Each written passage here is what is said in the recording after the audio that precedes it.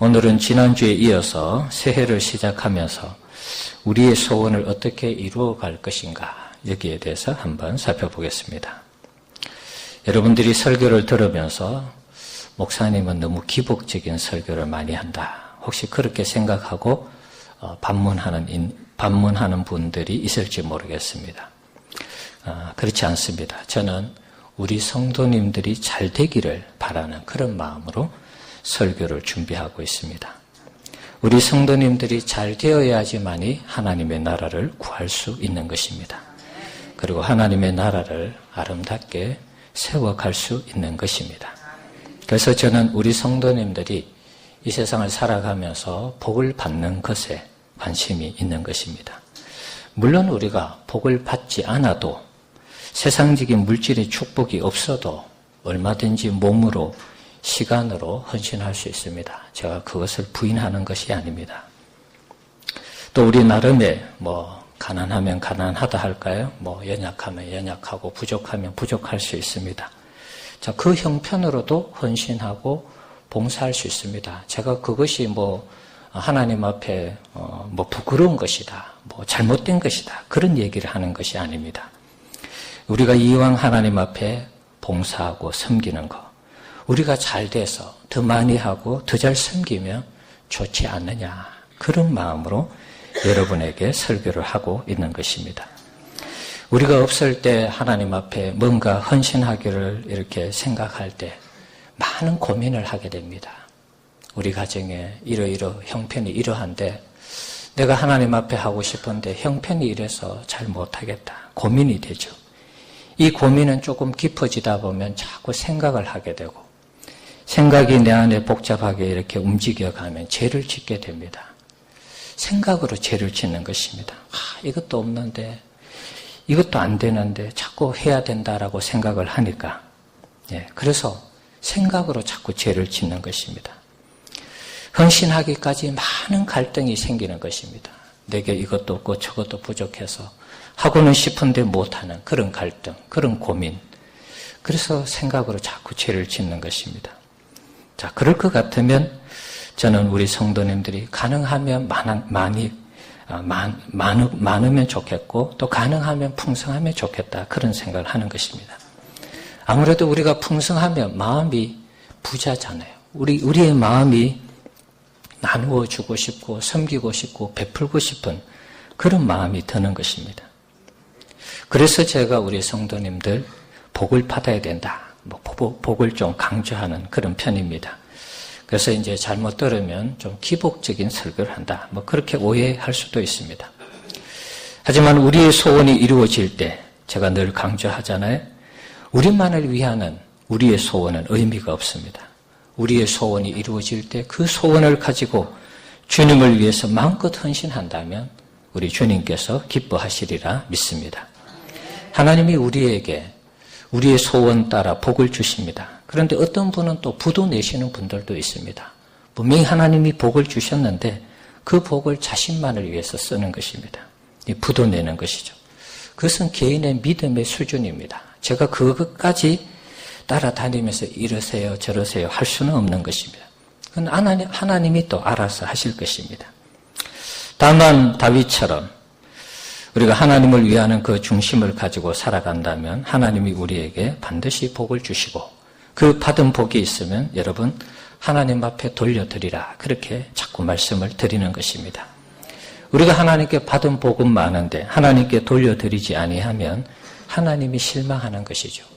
내가 복을 준 이유가 하나님의 나라와 의를 위해서 마음껏 쓰도록 줬는데 그것을 하나님을 위해서 쓰지 아니하면 하나님이 실망하는 것이죠.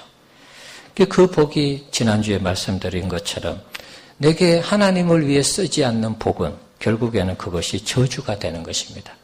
물질 때문에 내 인생이 망하는 것입니다. 물질을 따라가다 보면 거기에 죄악이 있고 인간의 쾌락이 있고, 그래서 우리가 범죄하는 것이고 하나님을 떠나는 것입니다.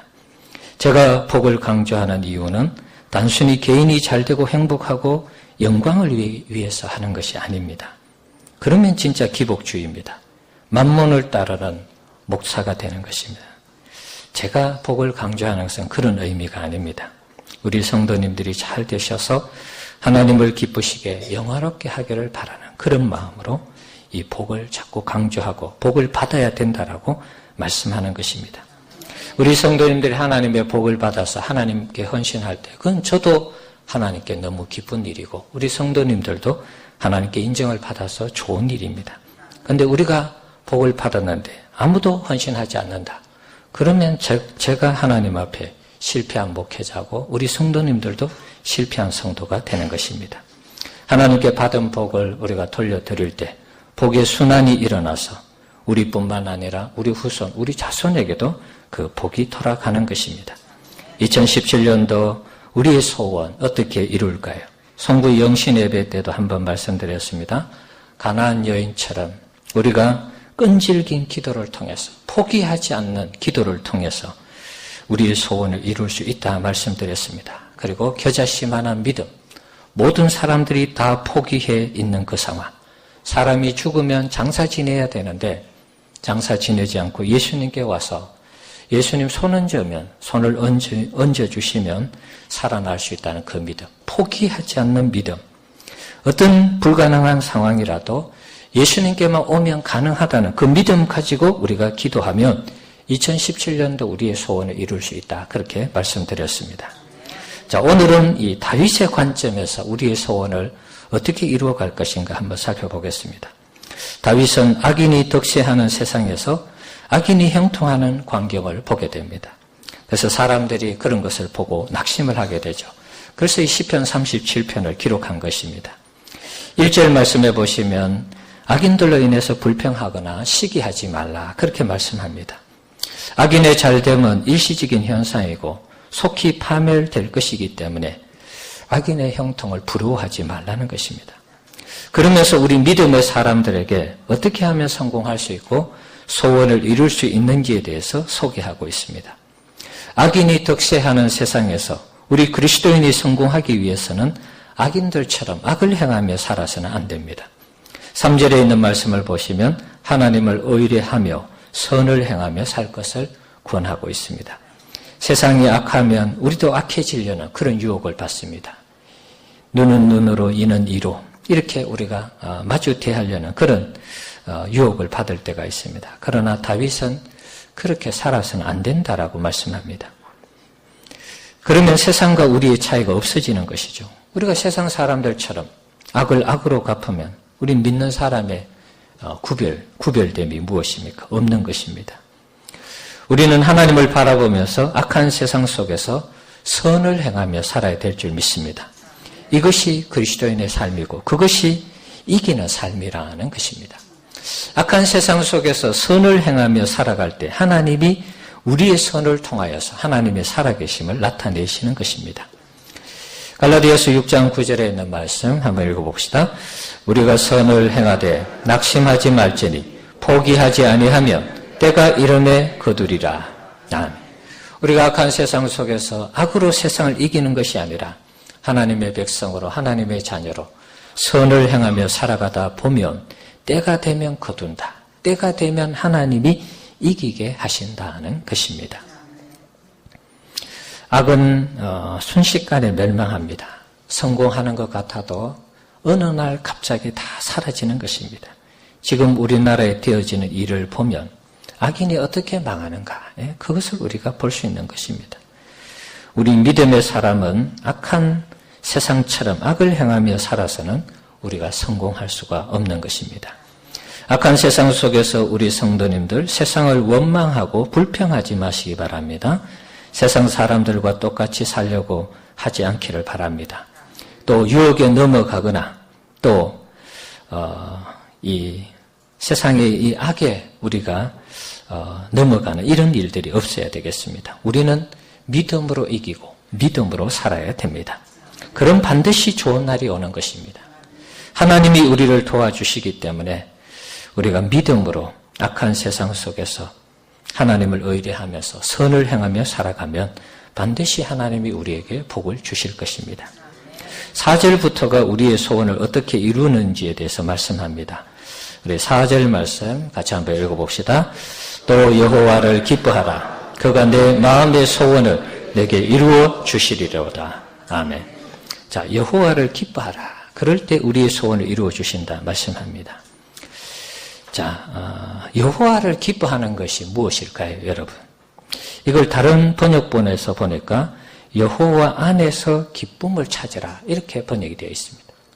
하나님을 기뻐하는 것, 하나님 안에서 기뻐하는 것, 하나님 안에서 기쁨을 찾는 것, 이것이 하나님을 기뻐하는 것이다.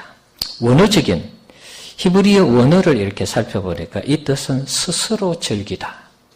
하나님을 기뻐하는 것이 하나님을 즐거워하는 것, 하나님을 즐거워하는 것. 그리고 또 다른 의미는 고상한 취미를 가지는 것. 하나님을 섬기고 예배하고 하나님과 동행하는 것이 고상한 취미가 되는 것입니다. 그럴 때 하나님이 우리의 소원을 들어주신다는 것입니다. 하나님을 기뻐하는 것, 하나님 안에서 기쁨을 찾는 것, 하나님 자체가 우리에게 즐거움이 되는 것, 하나님을 고상한 취미로 삼아서 신앙생활하는 것, 이것이 하나님을 기뻐하는 것입니다. 이런 삶은 하나님 자체를 사랑하고 좋아하는 삶이죠. 하나님이 뭘 해주고 안 해주고 상관없이 하나님 자체가 좋은 것입니다. 하나님 자체가 좋으니까 하나님과 동행하게 되고 그분과 사귐이 있게 되고 그분과 교통하게 되고, 그래서 하나님이 우리를 보시면서 하나님이 사랑하는 자녀가 하나님과 계속 동행하는 그런 모습을 보면서 하나님이 우리에게 복을 주는 것입니다. 그래서 사랑하는 자녀의 소원을 이루어 주시는 것입니다. 여러분에게 어떤 취미 생활이 있습니까? 취미 생활 할 때 여러분 시간 가는 줄 모르잖아요. 특별히 여러분이 좋아하는 취미 생활을 할 때는 시간 가는 줄 모르죠. 제가 취미로 낚시를 합니다. 목사님 낚시를 해. 너무 그렇게 이상한 눈으로는 보지 마시고. 낚시가 취미인데 1년에 한 3-4번 정도 갑니다. 뭐 민물로 가든 바다로 가든 가는데 낚시할 때는 거기에 빠져요. 너무 좋아요. 낚시할 때는 시간 가는 줄 몰라요. 1시간이 어떻게 가는지 모릅니다, 여러분. 낚시할 때 왜 좋으냐? 모든 이 잡념이 다 사라져요. 오직 고기 잡는 데 일에만 신경을 쓰니까. 낚싯대 들고 요즘은 이제 이게 저수지 옛날에 이제 이게 덜낚시라 그러죠. 저수지에 이제 던져놓고 고기가 물 때까지 기다리는 그런 덜낚시를 옛날에는 많이 했는데 요즘에 이게 레저하고 연결이 되면서 루어 낚시라는 낚시가 있습니다. 낚싯대를 들고 강을 왔다 갔다 하면서 잡는 거예요. 꺽지 잡고 쏘가리 잡고 이런 것입니다. 이 낚싯대를 들고 강을 왔다 갔다 하는데 수시간을 그렇게 왔다 갔다 합니다. 그런데도 힘들지 않습니다. 여러분 이 자리에 서서 한 3시간 있으라 그러면 힘들 수 있습니다. 가만히 서 있으면. 그런데 그 낚시를 하면서 잡념이 떠나가고 또 집중하고 이게 이 낚싯대에 신경을 쓰니까 거기에 이제 몰입을 하는 것이죠. 그리고 이제 또 고기도 잡히니까 좋은 것입니다. 잡념도 날아가고 고기도 잡히고 또 좋은 곳에 가서 공기도 마시고 또 이제 그게 운동도 돼요. 왔다 갔다 하다 보면. 예. 그래서 가끔 이제 고민이 생기면 낚시 한번 갈까? 이제 이런 생각을 하는 것입니다. 목사님이 고민이 생기면 기도해야지 낚시 갈 생각이 나고 그럴지 모르겠어요. 대체로 이제 고민 생기면 기도합니다, 여러분. 주로는 기도하는데 가끔 한 번씩 간다 그런 말입니다. 예. 너무 이상하게 생각하지 마십시오. 근데 이제 중요한 게 뭐냐 하면 낚시가 좋아서 취미를 붙여서 낚시를 하는데 낚시를 하다 보면 고기가 잡힌다는 것입니다. 이게 오늘 말씀하고 좀 연관이 있어요. 하나님을 고상한 취미로 이제 기뻐한다라는 그 의미 속에 원어적인 의미가 고상한 취미 생활한다. 하나님을 기뻐하다 보면 하나님이 우리에게 주신, 제가 낚시를 할 때 고기를 잡는 것처럼 하나님과 동행할 때 하나님이 우리에게 복을 주는 것입니다. 마치 고기가 잡히는 것처럼 하나님이 우리가 원하는 것을 이루어 주세요. 이게 신기하다는 말씀입니다. 우리가 하나님과 행복하게 신앙생활 할 때에 하나님이 우리가 뭘 원하는지, 뭘 필요한지 아셔서 우리에게 우리의 소원을 이루어 주신다. 그런 말입니다. 우리 성도님들 하나님을 즐기고 하나님을 예배하고 하나님을 알아가는 하나님을 취미로 삼아서 시간을 보낸다면 여러분의 삶에 이루고자 하는 그 소원을 반드시 이루게 될 줄 믿습니다. 하나님을 좋아한 다윗을 보십시오. 왕위에 오르면서부터 제일 먼저 한 게 법궤를 옮기고 그리고 장막을 만들고 법궤 올라올 때에 바지가 내려갈 정도로 춤을 추고 그리고 자기가 죽기 전에 성전을 지으려고 했는데 하나님 집 지으려고 했는데 못 지었지만 다 준비하고 기도할 때 설계도 도면까지 다 받고 그러면서 시작하도록 솔로몬에게 넘겨주었습니다. 하나님이 좋아하는 일을 하니까 하나님과 동행하니까 하나님이 가만히 있어도 이 다윗에게 복을 주셨잖아요. 그 복받은 내용을 우리가 이미 다 살펴봤습니다. 솔로몬도 1000번제를 하나님 앞에 드렸을 때 기브온 산당에서 하나님이 나타나셔서 너의 소원이 무엇이냐 이렇게 물으시죠. 우리가 하나님과 동행할 때 하나님을 섬기는 것이 나의 취미가 되고 즐기는 것이 될 때 하나님이 도리어 우리에게 오셔서 너의 소원이 무엇이냐 이렇게 묻는다는 것입니다. 우리 사랑하는 성도 여러분, 여러분은 무엇을 즐기고 있습니까? 어떤 취미 생활을 하고 있습니까? 거기에 뭔가 이렇게 빠져들 때 여러분 시간 가는 줄 모르고 하는 그런 일들이 무엇이 있습니까? 그것을 하다 보면 열매가 생기는 것을 경험할 수 있습니다. 취미 생활도 즐기다 보면 재미있어 하다 보면 열매가 생깁니다. 그러다가 그것이 프로가 되고 그것이 달인이 되는 것입니다. 거기서 수익을 창출하게 되고 거기에서 인정받고 인생이 성공하는 것입니다. 세상도 이렇습니다. 요즘 음악 오디션 프로그램들이 많이 있죠. 거기에 예를 들어서 이 가수를 지망하는 지망생들이 오디션을 하는 프로그램을 예를 들어 보겠습니다. 심사위원들이 주로 하는 말이 무엇입니까, 여러분? 노래를 잘 하려고 하지 마라. 노래를 즐기려고 해라. 이런 심사평을 자꾸 해요. 즐기다 보면 실력이 향상되고 즐기다 보면 최고의 가수가 되고 그러면 사람이 인정해주고 좋아해주고 그러면 부귀가 따라오고 그런 거 아니겠습니까? 요즘 오디션 프로그램 상금이 어마어마하죠. 1등이 3억, 5억 이렇게 줍니다. 또 뭐 부상으로 자동차도 주고 그래요. 그러니까 음악을 잘하려고 하는 사람은 1등이 안 되더라고. 음악을 즐기고 그걸 취미 삼아 자꾸 하는, 좋아하는 그런 사람들이 1등이 되더라는 것입니다. 그런데 그것도 인간의 노력이죠. 어떻게 보면 뭐 그걸 무시하는 건 아닌데 오래가지 못한다는 것입니다. 음악을 잘하는 사람이 유행을 타고 1위가 됩니다. 1등을 합니다. 그런데 오래가지 못합니다. 음악이라는 게 이게 유행이 있잖아요. 그리고 몸도 마찬가지입니다. 춤을 추고 이런 것도 춤을 잘 추는 사람도 나이가 넘어가면 40이 넘어가면 춤을 못 춥니다. 아무리 잘 추는 사람도. 그러니까 음악 가수나 뭐 이런 이 춤을 추는 이런 사람들은 유행을 타고 어떤 나이가 제한이 되어 있는 것입니다.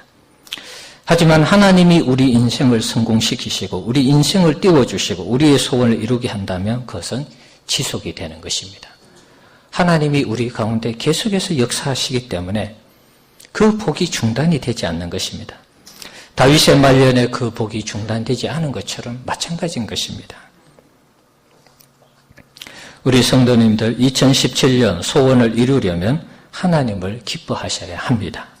그분과 함께하는 시간을 즐기시고 그분으로 만족하시고 그분을 예배하시고 그분을 섬기는 시간, 섬길 때 시간 가는 줄 모르는 이런 우리의 신앙생활이 되어야 합니다. 그러면 하나님이 우리의 소원을 이루어 주시는 것입니다. 두 번째 우리의 소원을 이루는 방법은 하나님을 신뢰하고 맡기는 것입니다. 5절 말씀 한번 읽어보겠습니다. 내 길을 여호와께 맡기라. 그를 의지하면 그가 이루시고. 자, 맡기고 의지하는 것을 하나로 묶으면 하나님을 신뢰하고 맡기라는 그런 의미입니다.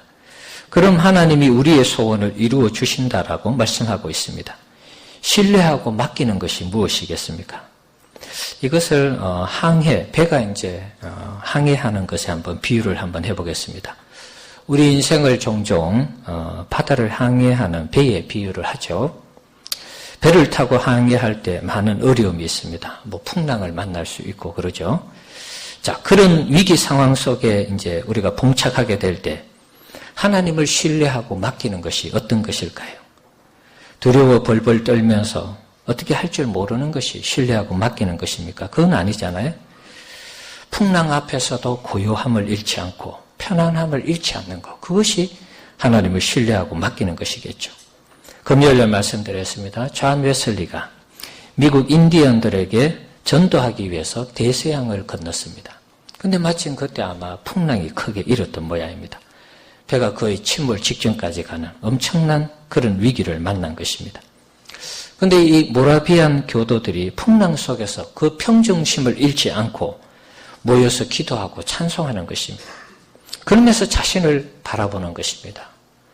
나는 목사인데 부흥사로 지금 미국을 가는데 인디언들을 회심시키러 가는데 나는 왜 이렇게 두려워하면서 이 죽음 앞에 어쩔 줄 몰라 하는가? 저 사람들은 뭔데? 가판에서 끼리끼리 모여서 기도하고 찬송하고 그 평안함, 그 평정심을 잃지 않고 저렇게 할 수 있는가? 큰 충격을 받습니다. 영국으로 돌아와서 자신이 그동안 목회를 잘못했다. 내가 가짜 목사다. 이렇게 간증을 합니다. 내가 다시 예수님 만났다. 다시 예수님 만나서 내가 거듭났다. 이런 얘기를 합니다. 그러니까 안수 주고 목사인 줄 아는 요즘 말로 하면 총회에서, 노회에서 그럼 당신이 이때까지 가짜로 목사했냐? 이렇게 할 정도로 이 웨슬리가 자신의 잘못된 신앙에 대해서 간증을 했습니다. 그리고 나서 자신이 새로워지고 기도하면서 영국교회에 새로운 이 부흥의 물결을 일으켰습니다. 모라비안 교도들은 왜 그 풍랑 속에서 고요함과 평안함을 잃지 않았을까요? 하나님이 지켜주신다는 믿음이 있었기 때문에 그런 거 아니겠습니까? 사실은 뭐 지켜주지 않아도 우리가 죽으면 어디로 갑니까? 여러분 돌아가시면 어디로 갑니까? 땅에 묻히십니까? 물론 뭐 땅에 묻히시죠. 화장터로도 갈 수 있습니다. 중요한 것은 우리의 영혼이 천국 가는 거 아니겠습니까? 그러니까 하나님 살려주시면은 하나님의 구원의 은혜를 체험하고 우리는 죽어도 천국 가. 그런 어떤 믿음에 대한 확신이 있으니까 풍랑이 치는 바다에서도 두려워하지 않는 것입니다. 기도하고 찬송하고 하나님께 맡기니까 평안함이 찾아오고 평정심이 흔들리지 않는 것입니다. 정말 이들의 믿음대로 미국 땅에 무사히 도착할 수 있었습니다. 우리 앞에 2017년이라는 거친 바다가 있습니다. 항해를 해야 됩니다. 우리가 원하는 소원의 항구에 이르기 위해서 어떻게 해야 되겠습니까? 걱정하고 염려한다고 될 일이 아닙니다, 여러분. 하나님을 신뢰하고 하나님께 여러분의 모든 인생의 문제를 맡기셔야 되는 것입니다. 맡길 때 하나님이 이루어 주신다라고 말씀하고 있습니다. 사람이 선장인 것은 선장일 때 아주 많은 경험이 있다 할지라도 어떤 위기 상황이 되면 그 선장도 어떻게 할 수 없는 상황이 발생합니다. 세월호도 그 사람이 1, 2년 된 선장은 아닐 거 아닙니까? 나름의 노하우가 있었을 것입니다. 어떤 위기 상황에서 사람은 아무리 베테랑이라도 침몰할 수가 있습니다. 그러나 하나님이 우리 인생의 선장이 되신다면 우리의 배는 침몰하지 않는 것입니다. 여러분이 가고 싶어하는 소원의 항구로 하나님께서 안전하게 평안하게 인도해 주실 줄 믿습니다. 하나님을 신뢰하시기 바랍니다. 여러분 하나님께 여러분의 인생을 맡기시고 기도하시면서 여러분이 원하는 소원의 항구로 여러분 가는 그런 은혜가 있기를 주의 이름으로 축원합니다. 시편 107편 23절에서 32절에 있는 내용인데요. 자, 조금 글씨가 작지만 여러분 한번 보시면 사람들의 이 바다의 어떤 그 풍랑을 만났을 때 이 상황을 여기에 좀 기록을 하고 있습니다. 제가 한번 읽어볼게요. 배들을 바다에 띄우며 큰 물에서 일을 하는 자는 바다에서 일하는 자들, 큰 물에서 여호와께서 행하시는 일들과 그의 기이한 일들을 깊은 바다에서 보나니 바다에서 이루어지는 일들을 바다 사람들은 본다 그런 말이죠. 여호와께서 명령하신 적 광풍이 일어나 바다 물결을 일으키시는 도다. 풍랑이 일게 하시는 것도 하나님이 하시는 것으로 그렇게 이제 이 시인은 해석을 하고 있습니다.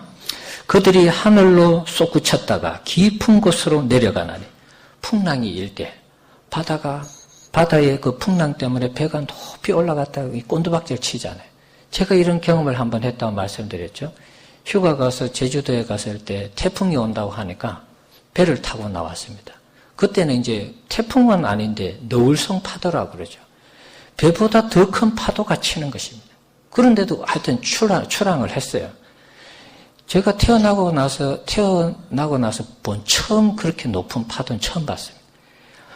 배가 그렇게 큰 배가 이 바다에 내려갔다 올라오니까 얼마나 무섭습니까? 배가 어떻게 되지는 않을까? 예.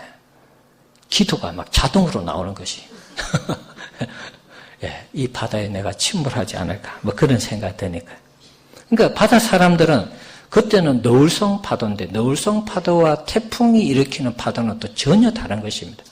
그 튼튼한 방파제를 다 부수지 않습니까? 파도가 얼마나 강력하면 이 방파제를 다 부수겠습니까, 여러분? 하늘로 솟구쳤다 깊은 곳으로 내려가는 그 위험 때문에 그들의 영혼이 녹는다다. 사람이 막 죽었다 살아났다 하는 것입니다. 이 파도 때문에.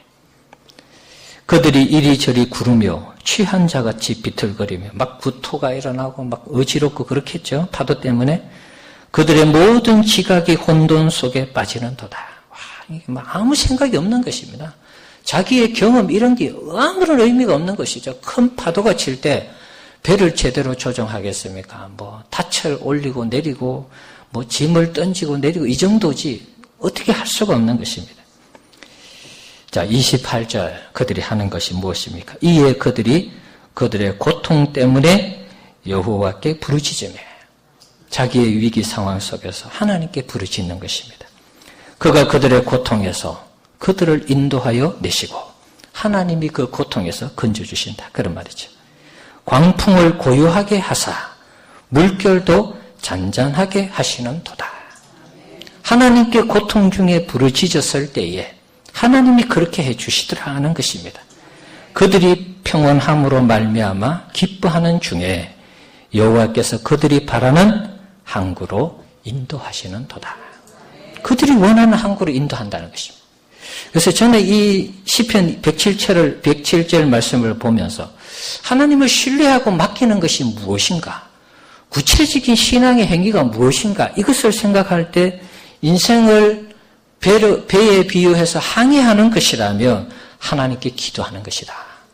하나님께 위기의 순간에 부르짖는 사람들처럼 우리가 이 2017년이라는 풍랑의 이 한 해를 이기고 극복하고 이 풍랑의 한 해에서 우리가 원하는 소원의 항구로 가기 위해서는 하나님께 부르짖는 이 기도가 반드시 필요하다는 것입니다. 하나님을 신뢰하고 맡기는 것이 무엇이냐? 여러분, 하나님께 기도하는 것입니다. 우리가 우리 인생을 어떻게 합니까?